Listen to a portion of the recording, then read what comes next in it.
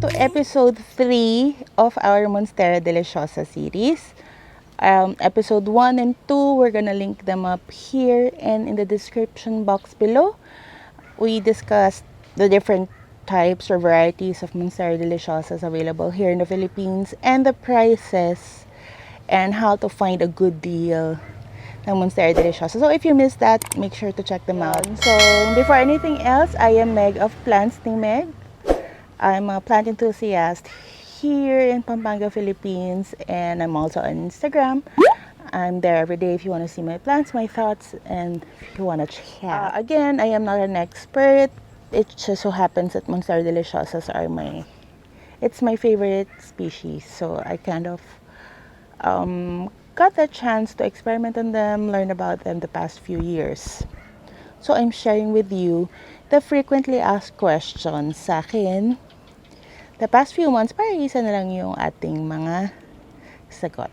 Diba? Number 3 sa mga frequently asked questions sa akin ay, Monstera po ba to? Monstera po ba ito? Hindi lang naman sa akin eh. Kahit pumunta kayo sa mga Facebook groups, makikita nyo sa mga philodendron groups, ganyan, ang parati nilang pinapa-ID.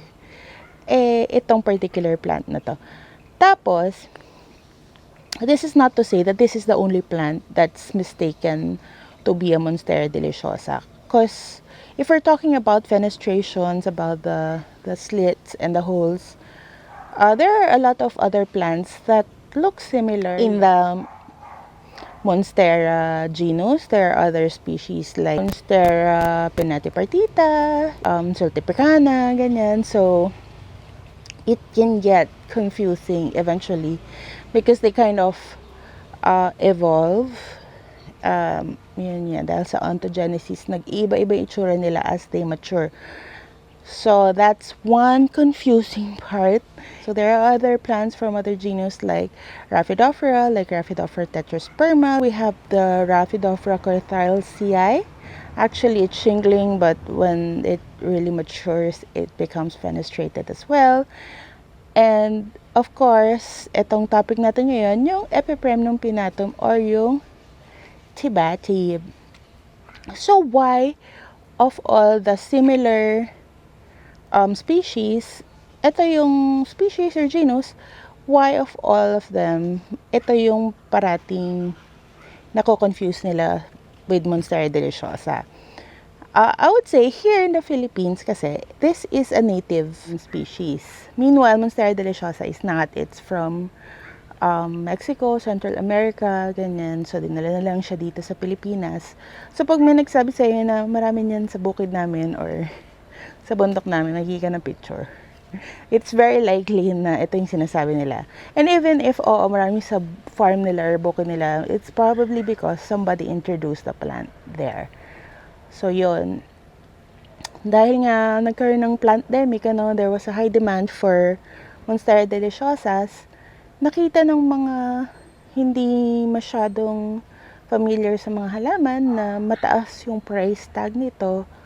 So, they were interested in selling this plant. So, without much research, they find something that looks like it and they sell it. And sabi nila, ang dami nga yun sa puno namin. And ibabenta nila. So, lalo ding nalito, pati yung mga buyer, kung totoong Monstera ba o hindi. Let's talk about the Epipremnum Pinnatum or the Tibatib. Yun nga, like I said, this is native to the Philippines. It's a totally different genus from Monstera.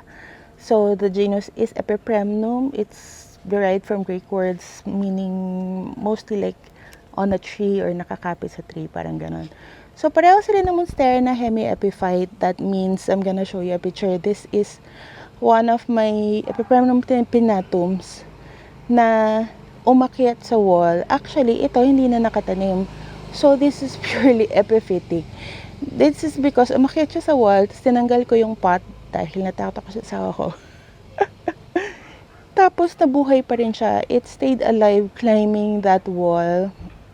Granted, naging yellow siya ngayong nag-uulan. But, yun nga, a part of its life, it can live as an epiphyte. Ganun din yung Monstera. So, parang pambata sila, nasa ground pa sila, and then when they find a host, and eventually they're just gonna climb, and kaya na nila mabuhay. Kaya na nila maging independent kung gusto nila. I'm gonna show you a comparison ng dalawa. As you can see, yung punit niya hindi na didiretso hanggang dito. Tapos, yun yung mga butas niya. Malalaki talaga. Ito na yung pinakamaliit. As it matures, dadami pa yung mga butas. Okay? Tapos, ito naman si Epipremnum Pinnatum or si Tibatib. Kung mapapansin nyo, yung punit niya umaabot hanggang gitna. Tapos, yung holes niya, hindi po talaga dilaw-dilaw. Lumaleaf kasi nakuha ko. Ayan. Dito sa gitna, yung holes niya, pinholes or yung parang pinagtutusok-tusok lang siya ng needle. So, yun yung difference nila yun yung madaling i-distinguish na difference sa looks. Okay? Ito yung sa mature form. So, nakita nyo na yung side by side nung mature leaves. Minsan nakaka-confuse din yung mga itsura nila when they're juvenile. So, yun nga, there's this process called ontogenesis that some plants, as they mature, nag-iiba talaga yung nila. Siguro nakita nyo na yung mga baby monstera. I'm gonna show you some plants here.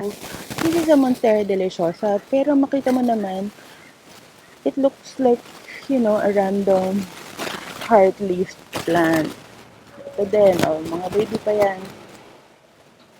Tapos, onto their maybe 5th or 6th leaf, magiging ganito naman na siya. Mag-start na siyang magkaroon ng konting slits, parang napupunit na siya, and then, ganyan. Wala pa yung butas. Yung Epipremnum Pinnatum naman, or yung Tibatib, magsisimula siya na ganito, kala mo potos. So, bagit natin ang potos, pareho silang Epipremnum aureum naman yung potos. So, they come from the same genus. Pag baby yung Epipremnum Pinnatum, ganito siya nagsisimula, tapos akyat din siya. Pag napaakyat mo siya, magsa-start din siya magkaroon ng fenestration. Hindi ba yan fenestration? Nakain ta ng higad. Ito na yung kapag medyo nag-start na siyang magkaroon ng fenestration, it's gonna be small na merong slits hanggang dun sa maging ganito na siya eventually. So, I hope that helped. Sana makatulong sa pag-differentiate ng Monstera Deliciosa at Epipremnum Pinnatum. Hindi naman sa pangit yung Epipremnum Pinnatum. What I'm just trying to say is sometimes it's passed off as the more expensive plant. So, ang ending, meron ka nga magandang Epipremnum Pinnatum for a price na hindi mo dapat binayaran. So, bakit mas mura dapat ang Epipremnum Pinnatum? Kasi mas madalas siyang it's more common here in the Philippines. And mas mabilis siyang tumubo, as in wild siya, as in kaya niyang i-take over isang puno in no time. While itong si Monstera Deliciosa, medyo mabagal siya, so matagal siyang i-propagate, ganyan. So, that's why it's more expensive, not necessarily super expensive. Dahil nabanggit ko nga dun sa isang video, mayroong point na tigpa 500 lang yung mga Monstera. Pero, yun nga, it's not supposed to be more expensive or as expensive as Monstera Deliciosa, ang ating Tibatib or Epipremnum Pinnatum. In fact, kung ang kapitbahay mo meron nito, I bet bibigyan ka ng cuttings nito. So, ayun, I hope it helped. If you still haven't, make sure to subscribe dito sa gitna.